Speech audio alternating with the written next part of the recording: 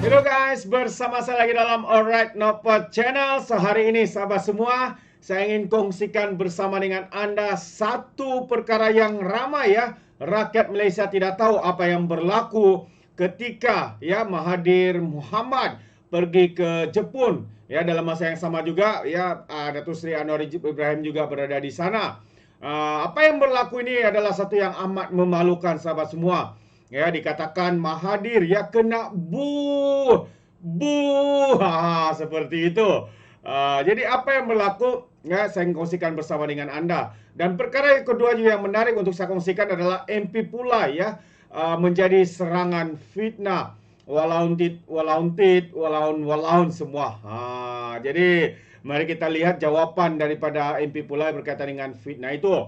Namun sebelum saya teruskan, jangan lupa juga untuk terus support Alright Nopod Channel dengan cara tekan butang subscribe, like, dan share. So, mari kita ikuti berita gempak ataupun perkara yang mengejutkan ya berlaku kepada Mahathir Mohamad semasa beliau berada di Jepun.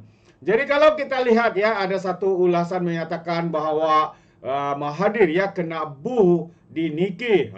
Nikkei ini semasa berada di Jepun lah. Ya, apalah nak jadi dengan Tun M ini, Mahathir Mohamad ini? Katanya sayang pada negara tetapi boleh pula buat kenyataan yang memalukan negara di pentas antarabangsa. Mahathir Mohamad mendakwa Malaysia kini ditadbir oleh seorang yang popular tetapi tidak tahu menguruskan negara. Entah apa tujuan. Ya, Mahathir berkata seperti itu, tetapi arahnya jelas. Ya, satu kenyataan yang jahat dan juga tidak berasas. So, sehingga begitu sekali sahabat semua, Mahathir Mohamad membuat tuduhan ketika ditemu Rama semasa berada di Jepun.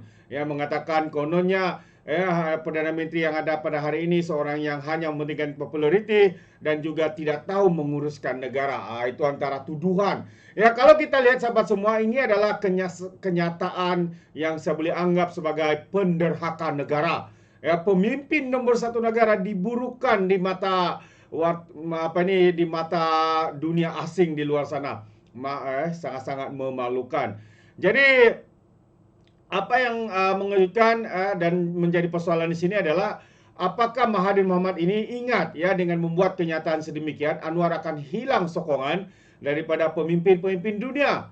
Atau selepas kenyataan ini dibuat, adakah Mahathir berangan-angan akan diangkat semula menjadi Perdana Menteri? Ini antara dua persoalan yang menarik untuk kita fikirkan.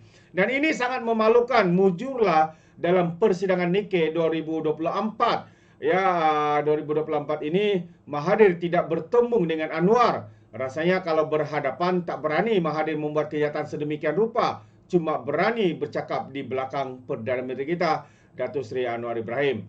Ya, Mahathir jangan ingat ya mentang-mentang dulu Jepun tunduk kepadanya sejak daripada jawatan Perdana Menteri keempat, Mahathir boleh sesuka hati mencemarkan imej negara.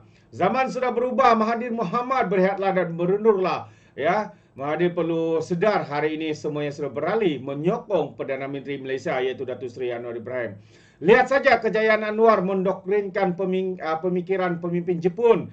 Walaupun Jepun menjadi sekutu Amerika Serikat dan di Jepun adanya pangkalan tentera Amerika Serikat, namun selepas Anwar hadir ke Nikkei 2024, Jepun bertukar fikiran serta-merta.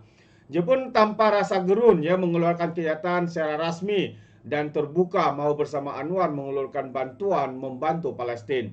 Jadi kita faham Mahathir Mohamad mencemburui populariti Anwar yang bukan sekadar populariti dalam negara kita, malah di luar negara. Namanya terus disebut-sebut sebagai pemimpin Islam di Asia yang paling terkemuka.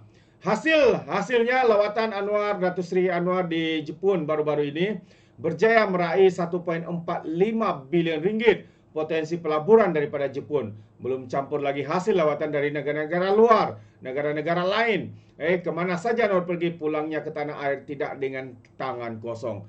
Zaman sudah berubah, Mahathir Mohamad. Ya, berhentilah mencemburui Anwar. Itu dia. Jadi bagi kita, mungkin ya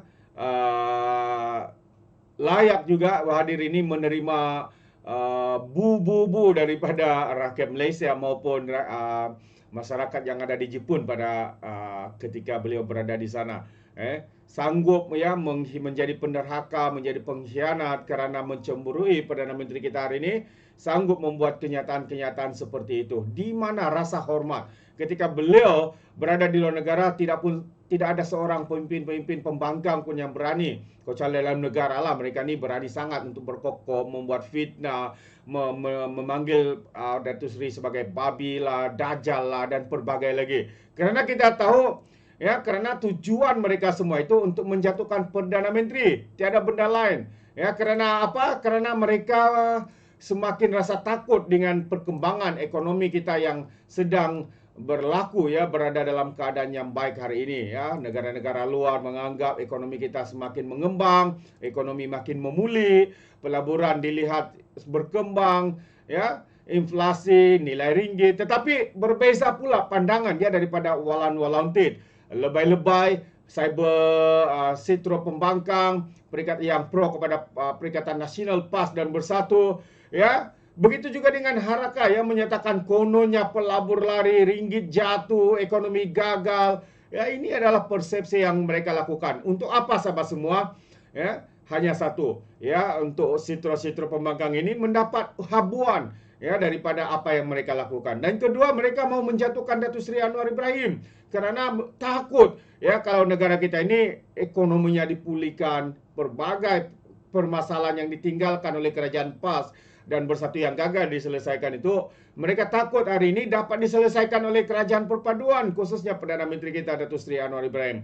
Karena itu pada pandangan saya, mereka saban hari, ya, membuat persepsi, membuat tuduhan yang tidak berasas sahabat-sahabat semua.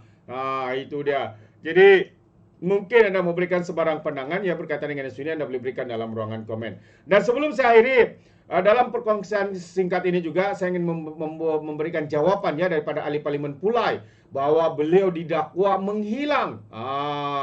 Menghilang, dikatakan tidak ada di Parlimen Pulai, tidak melakukan kerja dan sebagainya. Jadi sahabat semua, itu semua tidak betul kata Suhaizan setiap masa dia berada di Parlimen Pulai. Jadi kalau kita lihat, Suhaizan Kayat menyangkal dakwaan beliau menghilangkan diri selepas memenangi pilihan raya kecil di Parlimen Pulai tahun lalu. Kata Suhaizan, hampir setiap masa beliau berada di Pulai. Malah setiap hari pejabat khidmat masyarakat dibuka untuk menyantuni, melayani aduan penduduk. Itu tak betul katanya lagi. Dakwaan ini hilang, saya berada di Pulai hampir setiap masa kerana kita memang sentiasa berada di sini menjalankan berbagai aktiviti untuk rakyat. Pusat Hikmat Parlimen sentiasa fikir macam mana kita nak memberikan perkhidmatan kepada rakyat. Dan setiap hari memang ada saja yang datang untuk mendapatkan perkhidmatan, katanya kepada media. Beliau diminta mengulas kenyataan Menteri Besar Johor, Datuk On Hafiz Ghazi, yang menuntut Suhaizan mengatakan janji untuk membantu penduduk di Parlimen itu. Menjawab perkara itu, Suhaizan berkata, sudah banyak isu dan permasalahan penduduk pula yang diberikan perhatian, termasuklah usaha mendapatkan peruntukan bagi membantu masalah kerosakan paip di air di Pangsapuri Lili Jasmine yang bernilai RM6 juta. Beliau juga memaklumkan telah membawa kes tersebut ke Kementerian Perumahan dan Kerajaan Tempatan. Sekarang ini masalah di sini, kalau kita tidak bantu, kos bil air akan meningkat setiap bulan. Masa saya mula-mula katanya kos tanggungan RM 1.1 juta, sekarang jadi 1.4 juta katanya lagi. Jika tindakan lewat diambil, kerugian air akan ditanggung akan terus meningkat. Kali terakhir bilnya adalah 1.4 katanya lagi. Jadi itu antara jawabannya yang diberikan oleh ahli Parlimen Pulai kerana ada yang mendakwa, ada yang menfitnah karena kononnya beliau hilang di Parlimen Pulai. Jadi semua itu tidak benar. Ya, beliau berdiam diri untuk melakukan tanggungjawab, bukannya ya, membuat video gambar-gambar. Tapi saya percayalah warga ataupun ahli rakyat di Parlimen Pulai ini tahu, ya, tanggungjawab yang telah dilakukan oleh ahli Parlimen ini terbaik.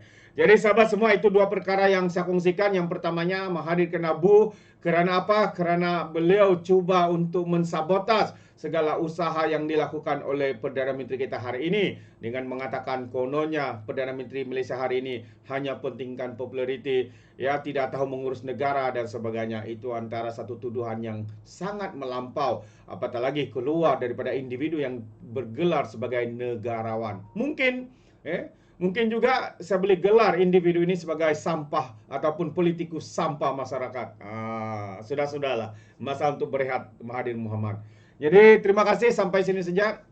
Izinkan saya untuk mengundurkan diri, dan seperti biasa peribahasa mengatakan tawapunkan ke dua ton keinginan. Dalam bahasa Melayunya, tepuk dada, tanya selera. Sekian daripada Orang Dapat Channel. Saya kita berjumpa lagi. Bye-bye.